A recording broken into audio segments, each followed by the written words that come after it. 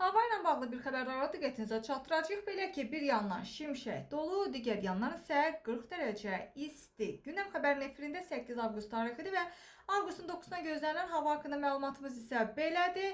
Milli Hidrometeorologiya Xidməti məlumat verir ki, sabah Bakıda Abşeron yarımadasında hava şəraiti günəşli keçəcək və cənub-şərq küləyi əsəcək. Havanın temperaturu gecə üçün 22-26 dərəcə isti, gündüz isə 34-39 dərəcə təşkil edəcək. Azərbaycanın bölgələrinə gəlincə rayonlarda hava yağmursuz olacaq, lakin gündüz saatlarında bəzi dağlıq ərazilərdən başlayaraq ara bir yağış yağacağı gözlənilir. Ayrı-ayrı yerlərdə isə qısa müddətli şimşək çaxacaq və dolu düşəcək. Gecə və səhər bəzi dağlıq ərazilərdə isə ara bir duman müşahidə olunacaq və mülayim şərq küləyi əsəcək.